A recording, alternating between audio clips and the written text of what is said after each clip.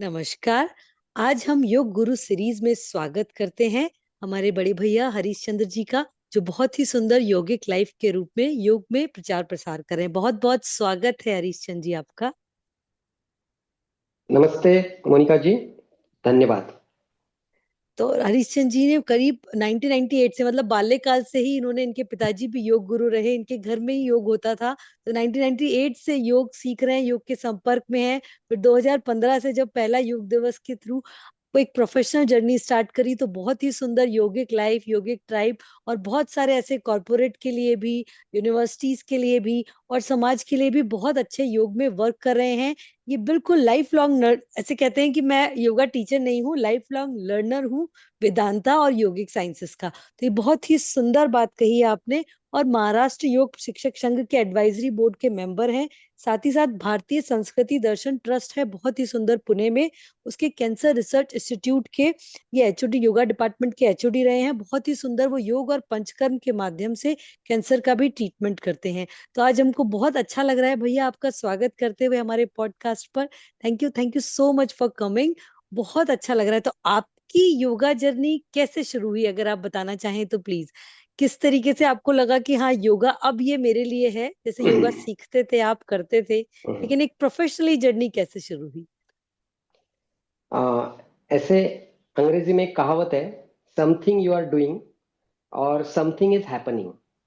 तो मैं हमेशा सोचता था कि I am not doing, something is happening with me. तो या जैसे जैसे मैं कहीं पे जाता था तो मुझे खींच के योग में ही आना पड़ता था। महाराष्ट्र में हम देखेंगे तो महाराष्ट्र में वारकरी संप्रदाय करके है, जो विठ्ठल भगवान को मानते हैं, जी। और ज्ञानेश्वर जी, संत तुकाराम जी, इनके बड़े बड़े संत होके गए। तो घर में वो पहले से माहौल था।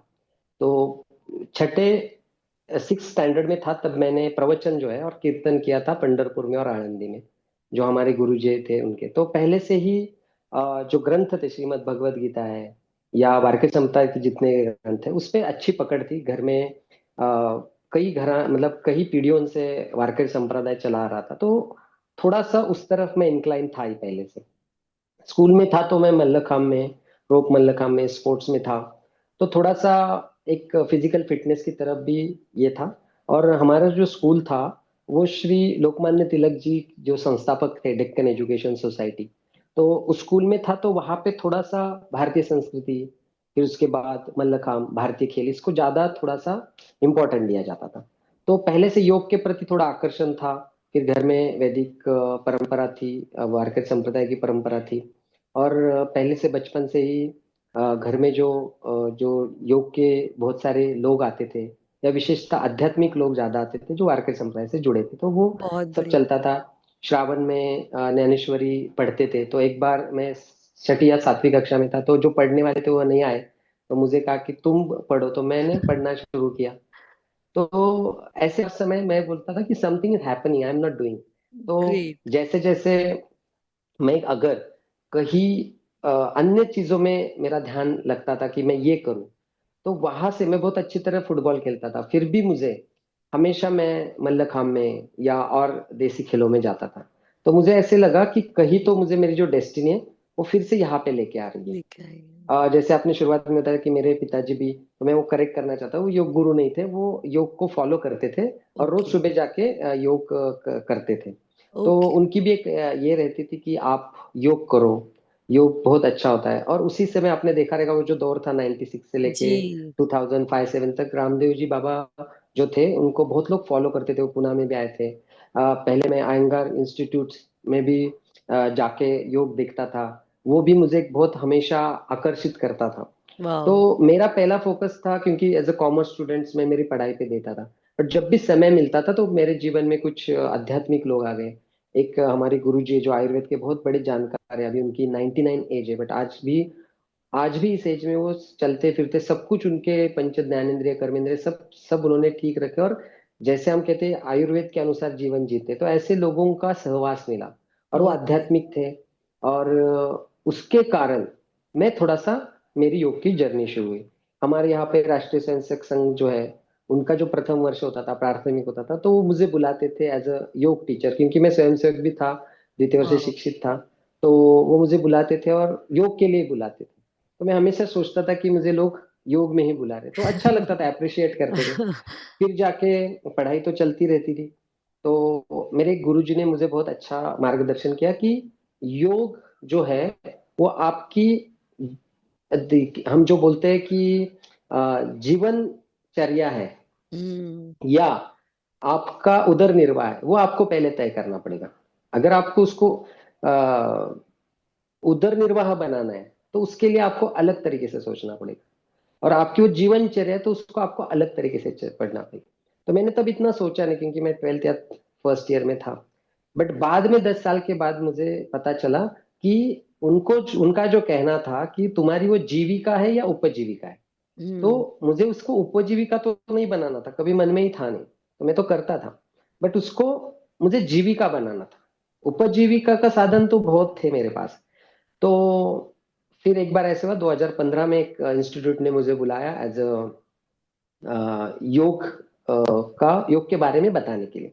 तब इतना लोगों को योग के बारे में पता नहीं था, पुणे जैसे शहरों में भी, मतलब जस्ट कि वह रामदेव जी स्वामी आते हैं योग लेते हैं, या अयंगार जी इंस्टीट्यूट में लोग योग करते हैं, या बगीचे में लोग योग करते हैं। बट योग इतना राष्ट्रीय स्तर पे, अंतर्राष्ट्रीय स्तर पे, और पहला योग दिवस था। जी। तो कुछ संस्थाएं थी योग की, उन्होंने प्रोग्राम चल रहे थे। एक इंस्टीट्यूट ने मुझे बुलाया था, मैंने उनको योग के बारे में बताया, आसनों के बारे में बताया। और फिर उन्होंने एक छोटा सा मेरा एक एक छोटा सा सत्कार किया। तो मुझे ऐसा लगा कि इतनी बार हमने योग में प्रोग्राम किया बट किसी ने इतना अप्रिशिएट नहीं किया। तो फिर हमारी चर्चा होती गई, तो लोगों ने कहा सर आप ये बहुत अच्छा कर रहे हो, बट जैसे आपने कहा कि आपको उसकी उपजीविका नहीं बनानी, अच्छी बात है, आप जीविका उसको एज एक योग साधक करके आप जी रहे हो, या उसका जो साइंस है, क्योंकि क्या होता है ना, योग के बारे में लोग मिसकंसेप्शंस भी रहते हैं, और वो मिसकंसेप्शंस क्या है कि योग एक व्यायाम है, या योग तो सीनियर सिटीजन्स के लिए है, या योग को कोई साइंटिफिक बेस नहीं, ये मुझे बहुत बुरा लगता था। तो मैंने उसको थोड़ा सा है ना साइंटिफिक वे से जानना शुरू कर लिया। और वो जानते जानते मुझे ऐसा लगा कि मेरे जीवन में भी कुछ ऐसी घटनाएं हुई कि जो लोग बहुत, मैं जिनको फिट समझता था, जिनको हेल्थी समझता था, तो उनको क्रिटिकल इलनेस का सामना करना था। तो मुझे क्वेश्चन मार्क आया कि ऐसा क्यों होता है। तब मुझे जो आधार दिया वो अध्यात्म ने दिया और आयुर्वेद ने दिया। तो उन्होंने कहा कि योग मात्र व्यायाम है, उसको अगर आप आयुर्वेद की जोड़ देंगे, उसको आप अध्यात्म की जोड़ दोगे, तो आपके तीनों शहरों पे काम होगा। और उसके बाद मैंने काम शुरू किया, उसका जो मंथन है वो मंथन निकल के आया, जो 2015 में मैंने एक संस्था शुरू की। क्योंकि बहुत सारे लोगों ने कहा कि एक आप अकेले कर रहे हो, उसको एक संस्था का रूप दो, एक ऑर्गेनाइजेशन का रूप दो। और उस ऑर्गेनाइजेशन का रूप देने के बाद लोग आपसे जुड़ेंगे, फिर आपका काम अच्छा हो जाएगा। और वो काम शुरू हो गया 2015 में, जिसको हमने प्रॉपर एक उसका लोगो, उसका टैग लाइन, ये सब कुछ बना के वेबसाइट की संस्था शुरू की। जो हमारे मेरे सारे स्टूडेंट्स ने ही उसको सपोर्ट किया, और योग के जितने भी मेरे जो मेंटोर कह सकते हैं उन्होंने सपोर्ट किया, और वो संस्था का जन्म 2015 में, जिसको अभी 2025 में 10 साल पूरे हो रहे हैं। बहुत दैट इज बढ़िया। योगिक लाइफ। अब ये होने के बाद, ये तो चल रहा था ऑर्गेनाइजेशन स्तर पे कि हम लोगों को योग के बारे में सिखाया, विशेषता साइंटिफिक वे से। जैसे हमारे पुणे में एक बीजे मेडिकल कॉलेज है, जो इंडिया का सबसे बड़ा अच्छा मेडिकल कॉलेज है। तो वहां पे मुझे बुलाया था कि प्राणायाम एंड रेस्पिरेटरी सिस्टम इनका कैसे संबंध है। तो वाह। मेरे लिए बहुत चैलेंज था, क्योंकि मैं साइंस स्टूडेंट नहीं था, मैं तो कॉमर्स स्टूडेंट था। हाँ हाँ बट हाँ मैंने उनको पूछा कि आपने मुझे क्यों बुलाया, आप तो हाँ। दूसरे और किसी को भी बुला सकते हो। तो उन्होंने कहा कि सर, आप जहाँ आपके हम पोस्ट देखते हैं, या आपके हम जो भी ऑडियो या वीडियो सुनते हैं मेरे यूट्यूब चैनल से, उसमें एक साइंटिफिक बेस होता है, तो वो हमें अच्छा लगता है। तो मैंने जो प्रथम वर्ष के विद्यार्थी थे एमबीबीएस के, तो उनको समझा, बहुत सारे विद्यार्थियों ने भी बोला कि सर, हम ऐसा समझते थे कि योग तो ऐसे उसके पीछे कुछ साइंस ही नहीं, ये तो इम्पोर्टेंट साइंस है। फिर मुझे अच्छा लगा, फिर 2017 में कैंसर रिसर्च इंस्टीट्यूट के साथ जुड़ा, जहाँ पे पूरे विश्व से लोग आते हैं पंचकर्मा करने के लिए और योग के लिए।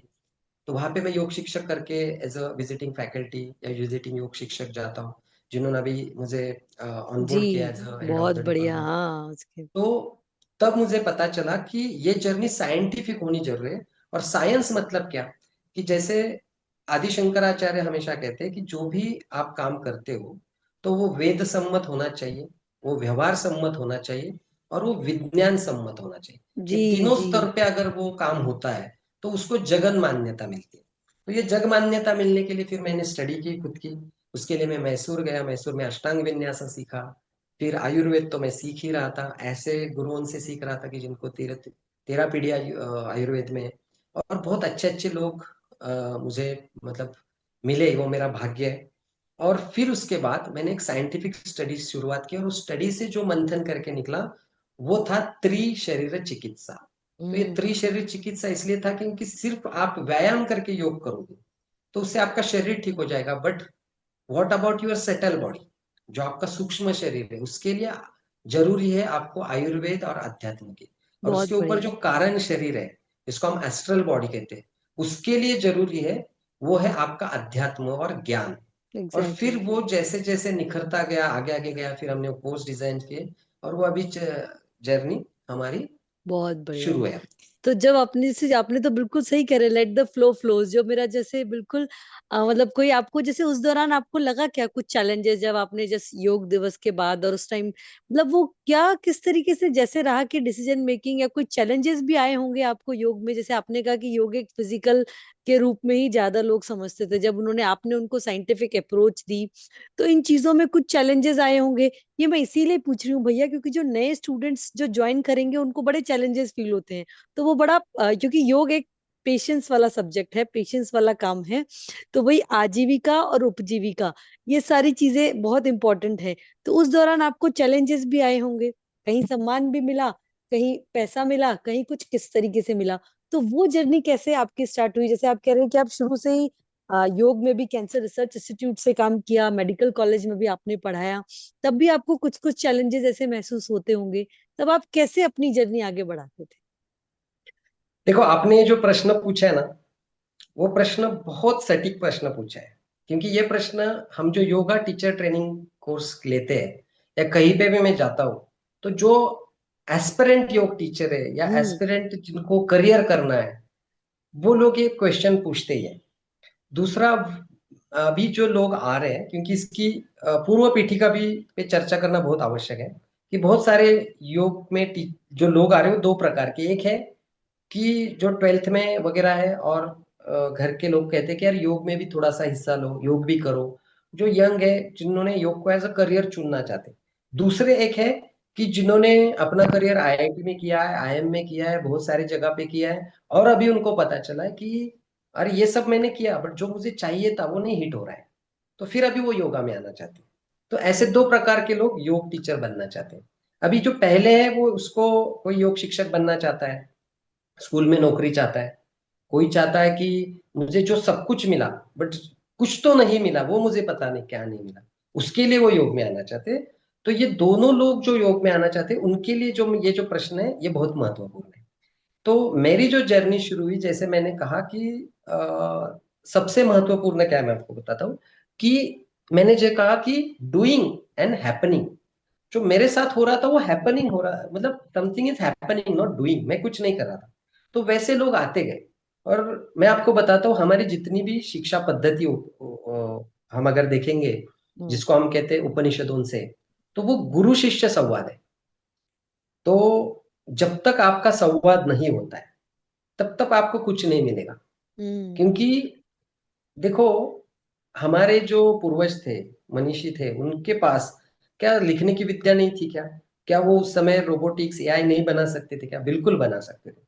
बट वो चाहते थे कि उपनिषद यानी गुरु के साथ बैठ के उसका आप ज्ञान दें। हम्म। और मैं अभी भी देखता हूँ कि योग एक ऐसी शिक्षा है, आयुर्वेद ऐसी एक शिक्षा है, अध्यात्म एक ऐसी शिक्षा है कि या जिसको हम ब्रह्म ज्ञान कहते हैं, वो एक ऐसी शिक्षा है जो आपको गुरु के साथ ही लेनी पड़ेगी। फिर वो गुरु आपके, जैसे मैं बहुत ऑनलाइन में एक हमेशा चीज बहुत मजाक से कहता था कि बच्चे कहते थे कि सर आप ऑनलाइन सिखाओ, और हम्म। मैंने कभी ऑनलाइन नहीं सिखाया था। वो मेरी कमजोरी थी, बट मैं उसको क्या एक्सक्यूज देता था कि मैं ऑनलाइन नहीं सिखाऊंगा। तो मेरी दो तीन स्टूडेंट थी, उन्होंने घर पे वो हेडफोन भेजा। फिर जूम करके कंपनी उसका जॉब अभी हम कर रहे हैं, तो मुझे पता नहीं था, उन्होंने किया क्योंकि वो ले रहे थे, और ये सारे योग शिक्षक ही थे, तो वो पढ़ना चाहते थे। तो मैंने फिर उनको मजाक से एक बार बोला कि देखो, जब भगवत गीता सुनाई गई तो वो तीन लोगों ने सुनी। एक कृष्ण भगवान ने जो अर्जुन को सुनाई, एक संजय को सुनाई, और संजय ने धृतराष्ट्र को सुनाई। विकास। तो उसमें से जो अर्जुन ने सीखी जो, तो वो थी एक प्रॉपर गुरु शिष्य संवाद जैसी। और जो संजय ने सुनी वो ऑनलाइन ट्रेनिंग था। तो आपको सच संजय बनना है या अर्जुन बनना है, वो आप सोचिए। तो सबने कहा सर ये तो आपने गलत बोल दिया, फिर हमें तो हमें संजय का फील आएगा। नहीं नहीं, हमको तो बनना अर्जुन ही है बोले। हाँ, तो तब मुझे ऐसा लगता था कि ये लॉकडाउन वगैरह एक महीने में खत्म हो जाएगा, बट वो चलता गया। फिर हमने हम्म। ऑनलाइन सेशन शुरू किए, और उसके बाद मैंने एक 51 सूत्रा का, पतंजलि योग सूत्र के जो 51 सूत्र है पहले समाधिपात के, जी। उसका मेरे यूट्यूब पे पूरे 51 सूत्र है कि कोविड में इस स्थिति में जो लोग डिप्रेशन में चले उसको पतंजलि योग सूत्र की कमेंट्री क्या हो सकती बहुत है। बढ़िया। तो मैंने वो सूत्र बनाए, कम से कम वो हर सूत्र 6 मिनट से लेके 30 मिनट तक का भी हाँ। सूत्र है। तो कम से कम वो 30-40 आर का पूरा 51 सूत्र का है। शाबाश। तो वो योग शिक्षकों के लिए बहुत अच्छा है, उस पे मैंने पूरा चिंतन किया है। ऐसा नहीं कि वो सिर्फ ट्रांसलेशन है, नहीं नहीं उस पे जी, बहुत बिल्कुल, हम गहरा। आपका लिंक मैं भेज दूंगी तो स्टूडेंट्स के जी लिए बड़ा ये इजी हो जाएगा उनको पढ़ना। जी और ये तो आपने तो बहुत ही अच्छा, जैसे गागर में मतलब सागर का काम पूरा गागर में ही एक दे दिया है, तो ये बहुत जी अच्छा जी। होगा। मैं आपका लिंक शेयर कर दूंगी तो बच्चों के लिए भी बड़ी जी। आसानी होगी। धन्यवाद धन्यवाद। तो इसीलिए। तो जब हमने पूर्व पीठिका थोड़ी सी इसलिए बताई आपके प्रश्न की, ताकि बच्चों को और अच्छे से पता चले वीडियो देखते समय। जी। तो जो चैलेंजेस आ गए वो तो बहुत आ गए, बट मैं हमेशा कहता हूँ कि मेरे जीवन में मैंने कोई भी चीज को चैलेंज माना ही नहीं आज तक। क्योंकि मैं शाबाश। ये सोचता हूँ जो चीज आपके पास आती है वो कुछ तो रीजन होता है, वो ऐसे ही नहीं आती। जैसे हम पहले हमारे यहाँ पे तालीम कहते हैं, तालीम में जाते थे, तो वहां पे जो गुरुजी रहते थे जिसको उस्ताद या वस्ताद बोलते थे, तो वो हमें मार मार के बोलते थे और डिप्स मारो और जोर मारो, तो हमें बहुत बुरा लगता था। फिर ये पेन करने लगते थे। फिर हाँ। बाद में पता चलता था कि वो जो पेन है वो नो गेन विदाउट पेन है। एग्जैक्टली। तो अगर गेन चाहिए तो पेन रहेगा ही। तो वहां पे मतलब जैसे स्वामी विवेकानंद जी कहते थे कि आप स्कूल में जितना नहीं सीखोगे 8 घंटे में, उतना हम्म। हम फुटबॉल के मैदान में 1 घंटे में ज्यादा घंटे जीवन में सीख। सीखोगे। तो वैसे ही ये जब हम सीख रहे थे तो पता चला कि जीवन में जो भी चैलेंजेस आते हैं वो चैलेंज हमेशा हमारे लिए अच्छे ही होते हैं। उस समय के लिए वो चैलेंज होते हैं, बट बाद में वही चैलेंज क्या होता है कि वो अपॉर्चुनिटी में कन्वर्ट, वो आपको स्ट्रांग बनाता है। आपने तो मेरे पूरे प्रश्न को ही बहुत ही सुंदर मोड़ दे दिया कि बिल्कुल सही कहा। और योग में यही हो रहा है, सभी लोग यही Yes. कहते हैं कि चैलेंजेस तो थे ही नहीं, भगवान ही हमको अपने आप उसी तरीके से वो नैया पार लगा रहे थे साथ में बैठकर। तो ये बहुत ही अच्छा है, योग शिक्षकों से ये बड़ा अच्छा सीखने को मिलता है कि वो बिल्कुल अपनी जो नैया है जीवन की वो भगवान को समर्पित कर रखी है, और उसके बाद में लेट द फ्लो फ्लोज।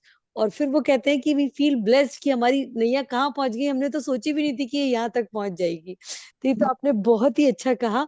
और मैं यही इसमें आगे और आपको यही पूछूंगी कि आप आपके हिसाब से कि हर योगा टीचर को कैसे अपनी जर्नी स्टार्ट करनी चाहिए। जैसे कोई योगा करना चाहता है, जैसे आपने कहा 12th के बाद, या गुरु शिष्य परंपरा से, या एक प्रॉपर सिस्टमेटिक प्रोफेशनल जर्नी से कुछ लोग योग में उतरते हैं, तो उनके लिए आप क्या सजेशन देते हैं कि वो योग में और कैसे आगे बढ़े? प्लीज आप बताएं। देखो मैं फिर से इसके दो पार्ट हैं। फर्स्ट है जो इसको अपनी उपजीविका बनाना चाहता है, उसके हाँ। लिए भी मैं आंसर दूंगा। और जो इसको जीविका बनाना चाहता है इसके लिए भी मैं आंसर दूंगा। तो पहले मैं आंसर दूंगा कि जो इसको जीविका बनाना चाहता है। अभी जीविका मतलब जीवनचर्या, कि मुझे योग जैसा जीवन जीना है। तो मैं तो बिल्कुल नहीं कहूंगा कि आपको भगवे वस्त्र पहन के हिमालय में निकल जाना है, क्योंकि भगवान कृष्ण ने भी कहा क्या है कि कर्मयोग करना है। अभी मैं खुद ऐसा व्यक्ति हूँ कि जिसने सबसे ज्यादा कॉर्पोरेट इवेंट्स किए योगा के, पुणे मुंबई बैंगलोर, और मेरा एक संस्था भी जिसका नाम है योगी क्लब कॉर्पोरेट वेलनेस। तो बार्कलेज है, अमेजोन, ऐसे बहुत बड़ी बड़ी कंपनियों के साथ हम काम करते हैं, और पूरे पैन इंडिया में हम काम करते हैं। तो वहां पे मैं हमेशा बच्चों को वही कहता हूँ कि योग मतलब आप यहाँ पे आसन करके ये नहीं, आप जो प्रोग्रामिंग कर रहे हो, आप जो कोडिंग कर रहे हो, वो पूरी एकाग्रता के साथ करना, वो भी आपका योगी वो जुड़ा हुआ है। जी। तो क्या होता है कि बहुत बार ऐसा होता है कि ये जो लोग जीवनचर्या या उसकी जीविका करके जीने के लिए जिनको आना है, वो क्यों आना है उसका भी मैं रीजन बताता हूँ।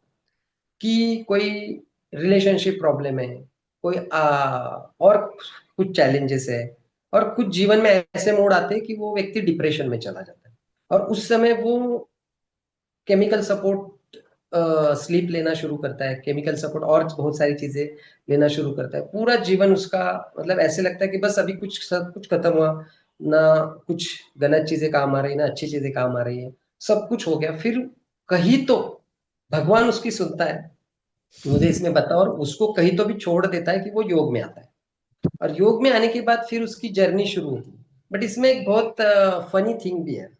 मैं बहुत सारे योग टीचरों को जब मिलता हूँ तो वो सब बताते हैं। और एक एक सिक्स सेंस भगवान ने एक अच्छा दिया है कि कोई अगर पहली लाइन बोलेगा तो उसकी 10वीं लाइन क्या है वो मुझे पता चल।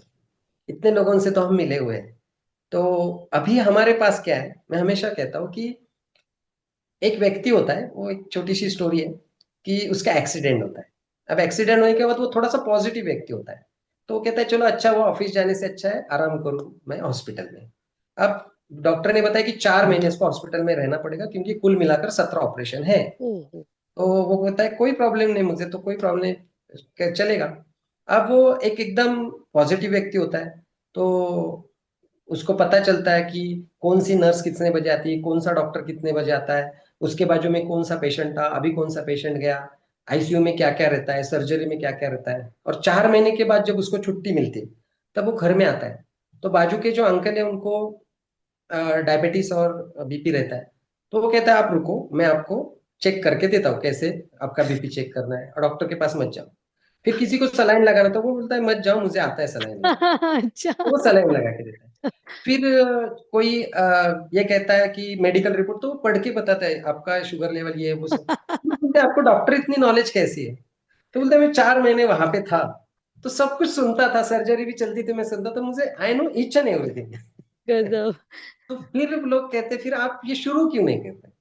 तो फिर वो क्या करता है कि वो अपना एक छोटा सा दुकान शुरू करता है। ठीक है। तो आजकल कुछ ऐसा भी लोगों के साथ हो रहा है 10% कि वो जब कोई संस्था में जाते हैं डिप्रेशन के कारण, और जब वो वहां पे रहते रहते फिर वो बोलते हैं यार ये अच्छा है मैं भी ठीक हो गया, और मुझे तो सब कुछ अभी पता है, तो चलो मैं शुरू करता हूँ। और वो शुरू शाबाश। करते हैं। बहुत अच्छा बट आपने एग्जाम्पल दिया। बट वो शुरू करने के बाद क्या होता है, उनकी जर्नी क्या होती है, एक जस्ट एक टेम्पटिंग होती है, तो वो ज्यादा देर तक नहीं रहती। तो जैसे आपने कुछ रास्ते से जा रहे हो और आपको एक बहुत अच्छी सी स्मेल आ गई और आपको इच्छा हुई, पेट भरा है फिर भी आपको लगा कि नहीं ये चीज खानी चाहिए मुझे, चीज की बहुत अच्छी खुशबू आ रही है, आपने खा ली। तो वो क्या हुआ, आपने जिस आपकी जो जीवा है उसकी शांति करी, बाकी कुछ नहीं किया।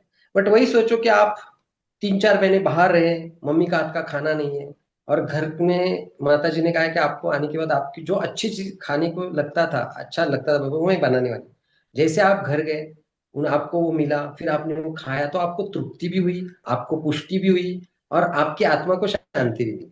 तो ये खाना अलग था और वो खाना अलग था।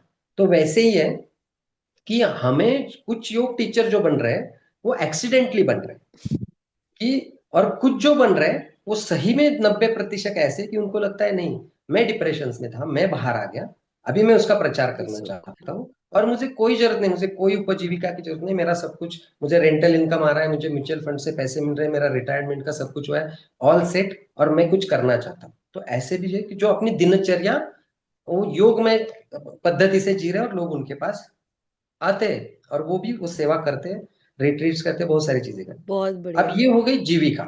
अब दूसरी है उपजीविका के लिए जिनको कर रहे हैं, तो मैं उनको कहूंगा कि अगर योग सूत्र के 196 सूत्र है हम्म। तो उसमें से 195 सूत्र एक बाजू में रखो और एक सूत्र एक बाजू में रखो। तो वो एक सूत्र है अथ योगानुशासनम, बस उस पे आप काम करो, बाकी आपको कुछ करने की जरूरत नहीं। आप उपजीविका आपकी बहुत सुंदर हो जाएगी, क्योंकि मैंने ऐसे योग शिक्षक देखे हैं भारत में भी और विदेशों में भी कि वो 1 घंटे में 75,000 रुपए कमाते थे, 1 घंटे में। बिल्कुल सही कह रहे हैं। और अगर आपको नॉलेज है तो आज देखिए इंडिया का जो एक्सपोर्ट इंपोर्ट का जो वेबसाइट है उस पर आप जाओगे तो आपको पता चलेगा इंडिया में जो एक्सपोर्ट इंपोर्ट में डेफिसिएट है, हमारा इंपोर्ट ज्यादा है, सॉरी एक्सपोर्ट जो है वो कम है और इंपोर्ट ज्यादा है। तो एक प्रकार का अगर आप विदेशों में जो लोग हैं उनको आप यहाँ पे बैठ के सिखा रहे हो तो you are importing, sorry export कर रहे हो आप, एक्सपोर्टिंग, हाँ एक्सपोर्ट कर और रहे हैं। आपको क्या आ रहा है, जो हम बोलते हैं कि विदेशी मुद्रा गवर्नमेंट को मिल रही, आपको मिल रही है, आपके अकाउंट में मिल रहा है। बट वो लोग कब लेंगे आपका? आप यहाँ पे, अभी मेरे, मैं नाम तो नहीं बता सकता, बट मेरे बहुत सारे मित्र हैं, बहुत सारे मेरे स्टूडेंट है जो अब्रॉड गए, जो आईसीसीआर के थ्रू, वहां पे 3 साल रहने के बाद यहाँ पे आने के बाद उनको लगा हम तो 3 साल विदेश में थे, और यहाँ पे आने के बाद हर कोई ने, किसी ने मुझे 15,000 रुपए देने चाहिए, तो लोग तो 500 रुपए देते, तो वो खुद डिप्रेशन में चले जाते। तो ओहो। मैं उनको हमेशा कहता हूँ कि देखो, एक बहुत अच्छा सुभाषित है, स्वदेशे पूज्यते राजा विद्वान सर्वत्र पूज्यते। तो विद्वान जो होता है वो कहीं पे भी जाए, उसको पूजनीय है। अगर आप राजा हो, मतलब क्या, आपने एक टीम बनाई, उसमें आप योगा आपके सोसाइटी में सिखा रहे हो, वहां पे आप राजा हो योगा के, क्योंकि उनमें से आपको थोड़ा सा ज्यादा नॉलेज है। You are as available best, you are not the best. Exactly. तो एज अवेलेबल बेस्ट, इसलिए आपको वो लोग 500 रुपए दे रहे हैं। अब वही अगर आप वर्ल्ड में बेस्ट हो जाओगे, तो आपको क्या करना पड़ेगा? आप यहाँ पे आपने शुरू किया, और यूएस में लोग बैठे, यूरोप में लोग बैठे, जापान में बैठे, उनको आप अगर शुरू करोगे, तो वो आपको डॉलर्स में देने के लिए रेडी। मैं बहुत बार जब अध्यात्म के बारे में, योग सूत्र के बारे में जब बोलता हूँ, तो बहुत सारे लोग कहते हैं, मैंने एक वीडियो बनाया था यूट्यूब पे, कि आसन करते समय 17 चीजों का क्या ध्यान रखना चाहिए, 17 पॉइंट्स, और पूरा हिंदी शाबाश। में था, और वो डेमोन्स्ट्रेशन था। तो वाह। एक न्यूजीलैंड का बंदा था, बहुत बड़ा योग गुरु है, उन्होंने लिखा था कि आप क्या बोल रहे हो मुझे बिल्कुल समझ में नहीं आ रहा है, बट आप जो डेमोन्स्ट्रेशन कर रहे हो, मेरा एक इच्छा है कि इसको आप अच्छे से बुक बनाओ, और इंग्लिश में उसका ट्रांसलेट करो, एंड ये दुनिया की नीड है। लवली। तो जैसे धीरेन्द्र ब्रह्मचारी जी थे, उनके जो सूक्ष्म व्यायाम है, उसके ऊपर कोई भी बात करने के लिए रेडी नहीं है। अगर वो आप सिखाओगे फिरंगी लोगों को, तो उनके डायबिटीज है, ये वो सारे ठीक हो जाएंगे। हमारे पुणे में एक बहुत बड़ी सॉफ्टवेयर कंपनी है, उनके जो डायरेक्टर है, उनकी पत्नी है, वो मेरी स्टूडेंट है, तो वो आज यूएस में गई है। यूएस में उन्होंने क्लास शुरू किया मेरे पास ही, आरवाईटी की। जैसे ही वहां पे गए, तो उन्होंने कहा सर आप जो बोलते थे, वो यहाँ पे आगे मुझे पता चला कि सच में इस चीज की लोगों को जरूरी है, और आप यहाँ पे आओ, आपके आपकी बहुत जरूरी है इन लोगों को। सब हर कोई पीड़ा से, मतलब पीड़ा है, मन की है, शरीर की है, हर चीज की है, और मन की पीड़ा तो बहुत दुखदायक है।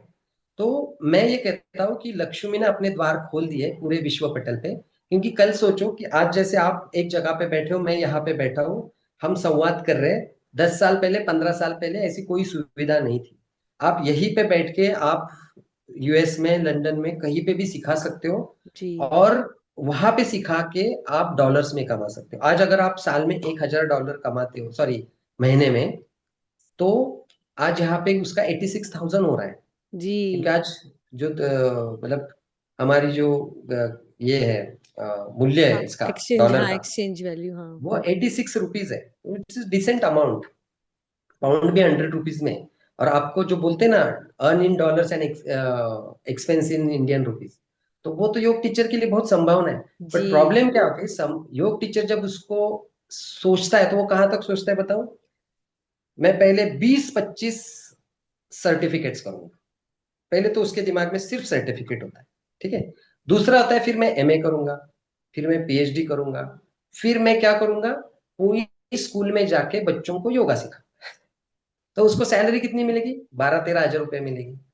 तो वो 12-13 हजार मिलेगी। फिर मैं आपको एक घटना बताता हूँ मेरे जीवन में, जिसने मुझे मतलब झंझोड़ दिया। मेरा 2017 में, मैंने 18 में एक योगा टीचर ट्रेनिंग शुरू किया हमारी संस्था के अंदर, और एक संस्था के साथ टाइप करके। तो वहां पे एक व्यक्ति आ गए, और उनके साथ एक उनकी बेटी थी, और उस बेटी के साथ एक छोटा बच्चा था। तो उन्होंने बोला कि सर, इनका एडमिशन कराना है, फीस कितनी है? तब हमारी 25,000 फीस थी। उसमें से 14,000 उस संस्था को जाता था, जिनका सर्टिफिकेट देते, एफिलिएशन और का, 9,000, हाँ, हम्म। और 9,000 हमारा था, जो हम हमारे, जो लोग टीचिंग के लिए आते थे, जैसे डॉक्टर्स आते थे एनाटॉमी फिजियोलॉजी सीखने के, उनके लिए हमें हमें देना पड़ता था।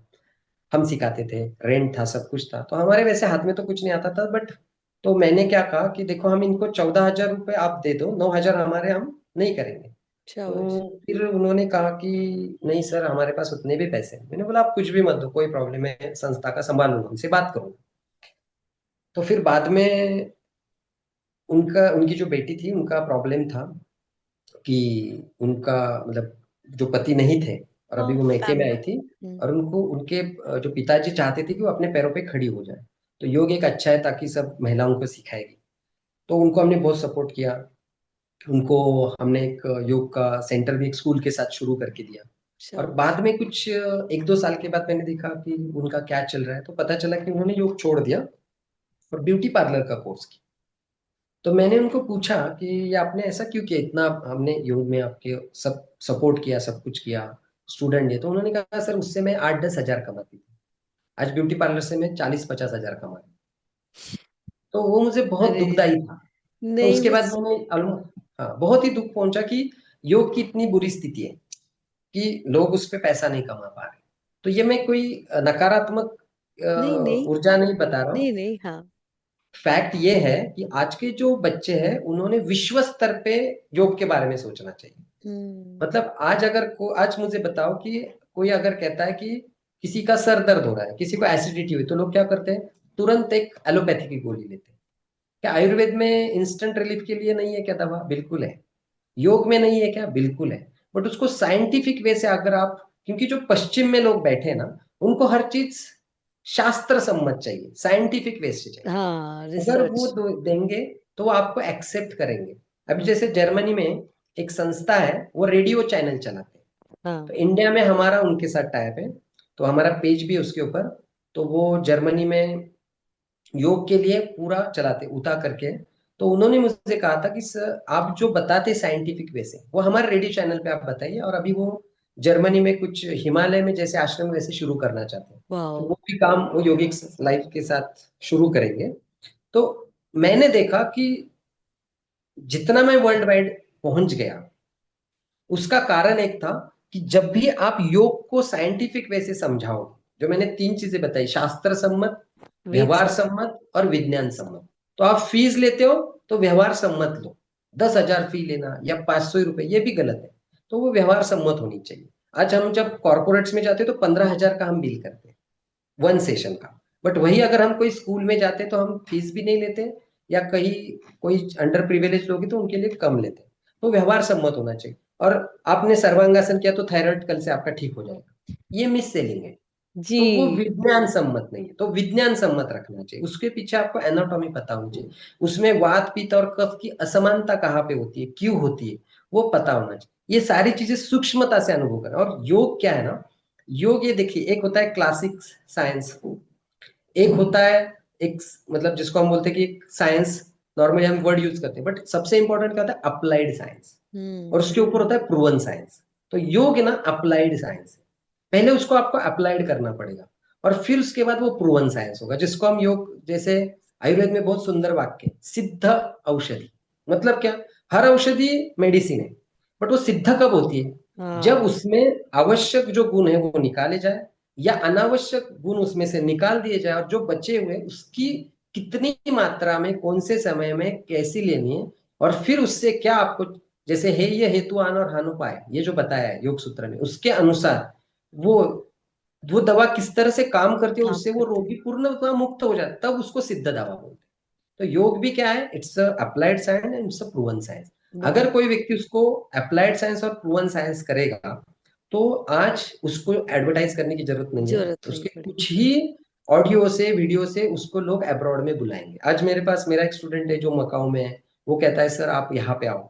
जर्मनी में मुझे लोग बुलाते हैं, यूएस में बहुत बुलाते बढ़िया। हैं। यही उसका बिल्कुल आपने रीजन क्या जैसे है? कहा कि बिल्कुल नॉलेज जितना आप ले सकते हैं और उसको बिल्कुल आप अच्छे से रखेंगे। नहीं, और नॉलेज, प्लस नॉलेज मतलब सॉरी कि मैं बीच जैसे में, विज्ञान सम्मत, और वो पूरा सब चीजें आपको खुद को रिसर्च करना पड़ेगा। जैसे आपने इतना सुंदर रिसर्च किया कि हर चीज को शास्त्र सम्मत, वेद सम्मत और व्यवहार सम्मत, मतलब वो अप्लाइड साइंस जो बहुत किया है। तो ये बहुत इंपॉर्टेंट है हर बच्चों के लिए जो आना चाह रहे हैं योग में, कि योग का पूरा कॉन्सेप्ट जो उसका चीजें अर्क समझकर और फिर उसको सिद्ध औषधि के रूप में अगर आप यूज करेंगे तो बहुत अच्छे से ये चीजें हो पाएंगी। तो ये तो बड़ा अच्छा आपने कहा कि लिटरली सभी स्टूडेंट्स के लिए ये बहुत सीखने वाली चीज है कि हम आगे कैसे बढ़ सकते हैं। तो हम इसी साथ में, जैसे आप इतना सारा वर्ल्ड वाइड वे में काम कर रहे हैं, तो हम आपसे ये भी पूछना चाहेंगे कि कैसे अब जो आगे योगा का फ्यूचर है, आप कह रहे हैं बहुत अच्छा ब्राइड है वर्ल्ड ओवर ग्लोबली, तो उसपे आप क्या क्या चीजें, आपकी तरफ से आप क्या सजेशन देंगे उन बच्चों को और सभी को जो योग में जुड़े हुए हैं, कि ताकि हम योग को और बेटर कम्युनिटी और इफेक्टिव बना पाए। देखो, अपॉर्चुनिटी को तो भंडार है हम्म। हमारे सामने। कोई भी चीज को अगर आपको करना है, तो तीन चीजें बहुत इंपॉर्टेंट होती है। हर स्टूडेंट ने अपने एक वॉल पे ये तीन चीजें लिखनी चाहिए। पहले जो सर्कल है उसको कहते हैं डिमांड। अब कुछ भी करो, आप कोई भी व्यवसाय करो, आप कोई भी प्रोफेशन में जाओ, उसकी डिमांड है क्या, वो पहले इंपॉर्टेंट।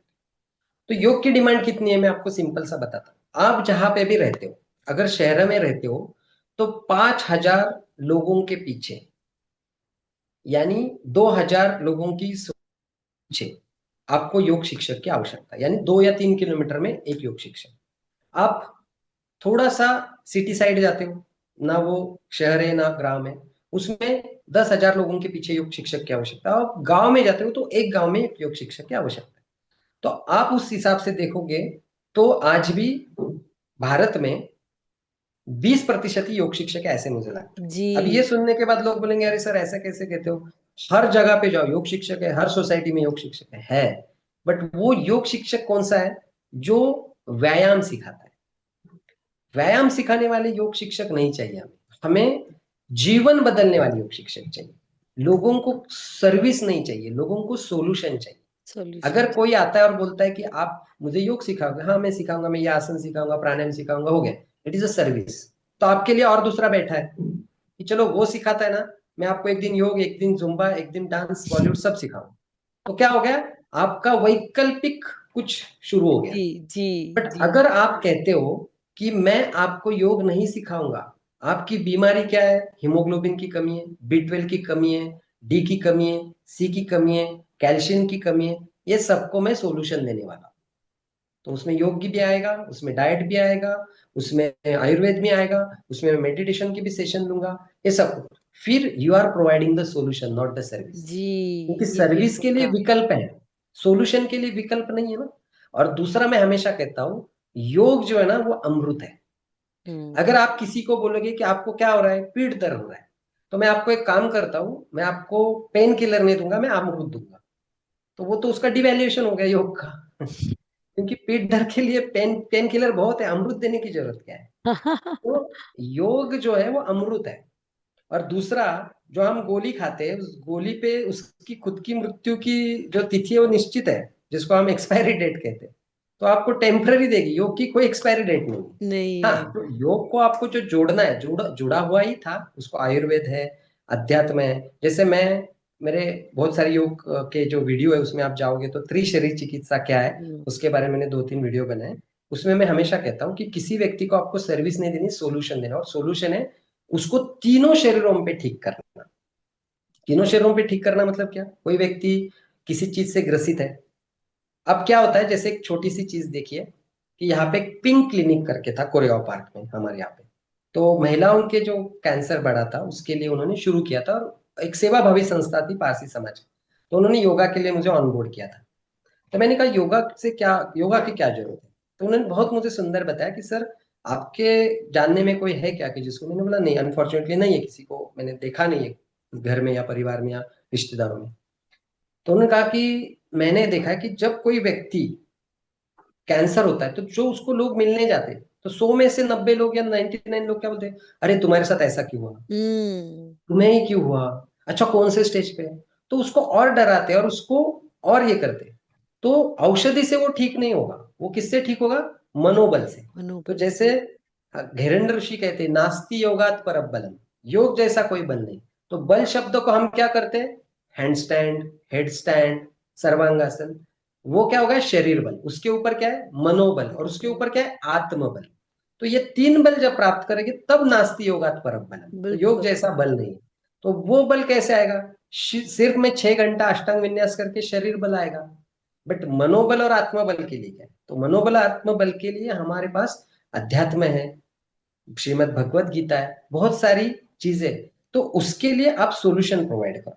तो सर्विस के पीछे मत भागो कि किसी को 1 घंटा योग सिखाना है, तो वो क्या हो गया, पर्याय हो गया जिम के लिए, तो वो ज्यादा दिन नहीं टिकेगा। अगर हम्म। आप सॉल्यूशन देते हो तो लोग आपके पीछे भागेंगे, आपको उनके पीछे भागने की जरूरत। तो ये डिमांड पहला हो गया। बहुत दूसरा बढ़िया। है, दूसरा है स्किल्स।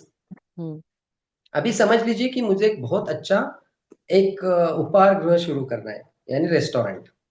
तो मुझे पहले क्या करना पड़ेगा, मुझे एक अच्छा सा बावर्ची खुद को बनना पड़ेगा। और हर चीज मुझे टेस्ट करनी पड़ेगी ये बराबर हुई है क्या। फिर हम्म। अभ्यास करना पड़ेगा कि, तो वो स्किल सेट्स क्या है, कि certificate is not a skill.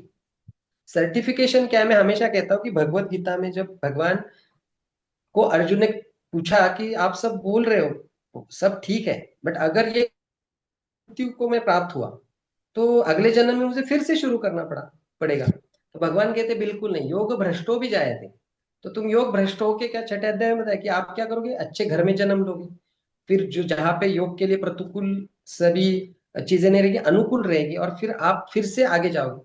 तो योग की जो साधना है वो आपके स्थूल शरीर में नहीं होती, स्थूल शरीर तो चल जाता है, सूक्ष्म शरीर में रह के वो जब आत्मा दूसरी शरीर धारण करेगी उसमें वो स्थूल शरीर के साथ जाएगी। इसलिए हम देखते हैं ना, 5 साल का बच्चा अच्छा तबला बजाता है, हम्म। 5 साल की लड़की बहुत अच्छा गाना गाती है, तो वो हम्म। कहाँ से आ गए, स्थूल हाँ, शरीर तो चला गया पूर्व बट जन्म उनकी के जो आत्मा संस्कार। है सूक्ष्म शरीर उनके साथ आ गई। बट आप मुझे बताओ कि मैं कोई इंस्टीट्यूट में पीएचडी करूंगा और मेरे सामने लगेगा हरीश, डॉक्टर हरीश पीएचडी, अभी मैं मर गया, नेक्स्ट जन्म होगा तो क्या मैं लगा सकता हूँ क्या डिग्री? हाँ, नहीं। नहीं हाँ, लगा सकता। बहुत ही सुंदर। तो हाँ। ये मटेरियलिस्टिक चीज है। चलो वो करो, क्योंकि जैसे मैंने बोला कि विज्ञान सम्मत है, व्यवहार सम्मत है, व्यवहार के लिए डिग्री की आवश्यकता है, बट वही सब कुछ है। वो आजकल के लोगों में ऐसा कि 25 डिग्रियां लेके बैठे लोग, तो 25 डिग्रियां लेके क्या करेंगे? That is not skills, that is your degree, A4 size, that's it.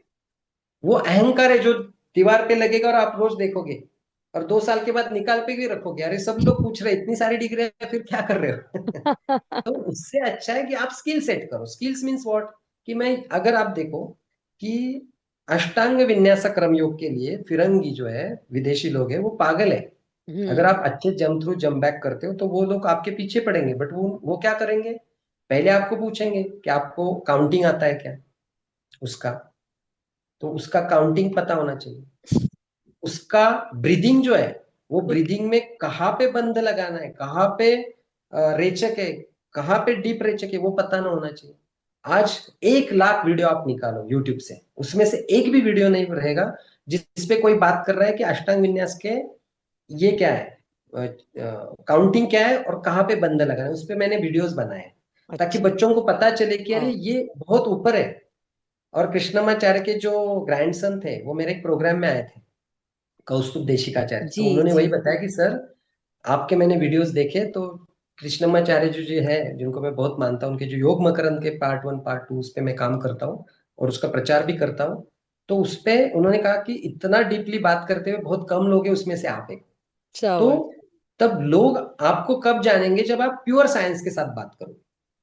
तो मुझे ऐसे लगता है स्किल इज मोर इम्पोर्टेंट, तो स्किल डेवलप करनी चाहिए। जी। लास्ट ईयर मैंने YCB3 किया, इस ईयर YCB4 किया, नेक्स्ट ईयर YCB5 किया। इट इज डजेंट मैटर आपने कितने लोगों के मेडिकल रिपोर्ट्स ठीक किए, दैट इज योर स्किल्स। हम्म। फिर स्किल के बाद थर्ड पॉइंट होता है, वो है कैपेसिटी। हम्म। डिमांड भी है योग में, 100% नहीं 200% डिमांड है। हम्म। आप में सारे स्किल्स है, आप स्किल्स इनहांस कर रहे हो, it is a continuous journey. ऐसा नहीं कि मैंने अभी स्किल हो गया, मैं योग गुरु हो गया, मैं योग गुरु हो गई, सब कुछ हो नहीं। गया, अभी बस मुझे कुछ सीखना नहीं, ऐसा नहीं है ना। तो वो तो कंटिन्यू जर्नी। अभी थर्ड है कैपेसिटी। कैपेसिटी मीन्स व्हाट, जैसे मैंने कहा 2015 में मुझे किसी ने बताया कि सर आप अकेला कितना करो, आपको तो ढूंढने के लिए आप गूगल पे भी नहीं हो, तो आप एक संस्था तैयार करो। तो स्किल के लिए स्किल है, बट आपको इंपॉर्टेंट क्या है, सर्विस देने के लिए आपके पास उतनी कैपेसिटी है क्या। फिर कैपेसिटी में बहुत सारी चीजें आती है, आर्थिक होती है, नेटवर्किंग होता है, समय होता है। अभी जैसे मैं खुद बताता हूँ, अगर आप गृहस्थी हो, आप 9 to 6 आपका पुरुषार्थ कर रहे हो आपका घर चलाने के लिए, तो आप कितना समय दे पाओगे, सुबह की जी। एक बैच, यार ज्यादा से ज्यादा रात की एक आधी बैच, बस उससे कुछ नहीं। तो आपको पता है, तो आपको अगर 200 बैच लेने, तो आपको क्या करना पड़ेगा, एक संस्था, जैसे कहते हैं संघ शक्ति कलयुग है। हम्म। कलयुग में अकेला व्यक्ति काम नहीं कर सकता, आपको संगठन चाहिए, और अनफॉर्चुनेटली योग में संगठन का है। आप दिखाओ कि 3 योग शिक्षक साथ में आए, कोई संस्था खड़ी की नहीं है, वो एक दूसरे की टांग खींचेंगे। ये बात बट तो आपने सही की। जब 3 लोग साथ में आएंगे तो वो 300 करोड़ का ज्ञान अब्रॉड से पैसे के रूप में यहाँ पे लेके आएंगे, ज्ञान देंगे, क्योंकि हम्म। वो 3 हो गए ना। अभी कोई आयुर्वेद सिखा सकता है, कोई ये सिखा सकता है, ये बहुत बड़ी कमी हमारे में हम्म। है आज भी, कि संगठनात्मक रूप से लोग काम नहीं कर रहे। और समझो कोई संगठन ऑलरेडी है 100 साल से, 50 साल से, 60 साल से, तो उसमें पॉलिटिक्स ही ज्यादा है। हम्म। संगठन स्तर पे पॉलिटिक्स ज्यादा है, और वो योग बाजू में रहेगा और पॉलिटिक्स। आज कितनी सारी योग की जी संस्था है, उनके कोर्ट मैटर्स चल रहे हैं। तो सोचो, योग का काम क्या है? जोड़ना, युज धातु जी से जी। जोड़ना। यहाँ पे तोड़ने का काम कोर्ट में चल रहा है। तो उसके कारण लोग डरते नहीं कि अरे हम संगठन कैसे बनाए, हम साथ में काम कैसे करें। तो अगर कोई इंडिविजुअल काम करता है तो उसको ये पहले डिसाइड करना चाहिए, मैं कितना समय दे सकता हूँ, हम्म। और कितना समय देने के बाद मुझे कितना मिलेगा। और कोई गलत नहीं है कि आप उसको उसको उदर निर्वाह का साधन बनाते हो। अगर मुझे हाँ। लगता है कि मुझे महीने में 50,000 कमाने, मुझे फाइनेंशियल फ्रीडम चाहिए, तो 50,000 कमाने के लिए मेरे पास कितने स्टूडेंट होने चाहिए? हम्म। दिवाली में सारे स्टूडेंट्स गांव चले जाते हैं, मार्च अप्रैल में सारे स्टूडेंट बाहर चले जाते हैं। अब्रॉड में स्टूडेंट है तो कितने दिन रहेंगे? कोई 5 साल कंटिन्यू रहेगा, कोई 2 महीने रहेगा, कोई 3 महीने रहेगा, कोई सिर्फ। तो आपको उस तरह से पूरा करना पड़ेगा। उसके लिए मैंने बहुत सारे हम सेशंस भी लेते हैं हमारी योगिक टीचर ट्रेनिंग के बाद, कि अभी आपने योगा टीचर ट्रेनिंग तो कर लिया, बट आपको सक्सेसफुल योगा टीचर होना है, तो आप में जी क्या क्या गुण होने चाहिए, वो जी बहुत महत्वपूर्ण है। जी। क्योंकि आप अगर उसको उदरनिर्वाह का साधन बताते हो, तो कल आपको ऐसा नहीं लगना चाहिए इससे तो मैं अच्छा ब्यूटी पार्लर का कोर्स करूँ, इससे तो अच्छा मैं हेयर जी कटिंग करूँ, इससे तो अच्छा मैं टैटू का करूँ। तो ये जब आता है तो वो में हमारी समस्या नहीं, वो योग पे क्वेश्चन मार्क है, हमारे पे नहीं है। तो हमारे बहुत ही लिए बहुत सुंदर। ही वो मतलब it's a paining for us. तो हम्म। उसके लिए मुझे ऐसा लगता है 3 चीज जो है, डिमांड, स्किल्स एंड कैपेसिटी, ये 3 पे खुद आत्म परीक्षण करना चाहिए, और फिर उसमें उतरना चाहिए पूरे विथ वेल इक्विप्ड। और फिर आपको वो धर्म युद्ध करना है, बहुत ही वो सुंदर। पुरुषार्थ करना है। बहुत ही सुंदर, आपने बहुत ही अच्छा ये बताया। बिल्कुल इनको मतलब एक ना, इसे बहुत ही सुंदर आपने बताया। डिमांड, स्किल और कैपेसिटी के माध्यम से जब आप मार्केट में उतरेंगे, मार्केट ही कह सकते हैं अभी तो आजकल भैया, बिल्कुल। प्रोफेशनल जर्नी है आपकी। तो आप बिल्कुल अच्छे से सिपाही सालार जैसे अपने युद्ध में उतरता है सारे अस्त्र शस्त्र लेकर। तो ये बहुत ही अच्छा रहा सच में, मतलब बिल्कुल उस हिसाब से। और आप इतना अच्छा काम कर रहे हैं सभी लोगों के लिए। और ये भी है कि आपका इतना सुंदर एक यूट्यूब चैनल भी है, तो हम उसका भी लिंक सबके साथ शेयर करेंगे। और भी अगर स्टूडेंट्स की कोई भी क्वेरी हो तो वो आप लिखकर भेज सकते हैं, या सर को भी टैग कर सकते हैं। तो इसके कंक्लूजन पे आ गए हैं भैया हम। ऐसा तो लग रहा है कि और आगे कंटिन्यू करें, तो इसके कंक्लूजन में आप क्या और कहना चाहेंगे?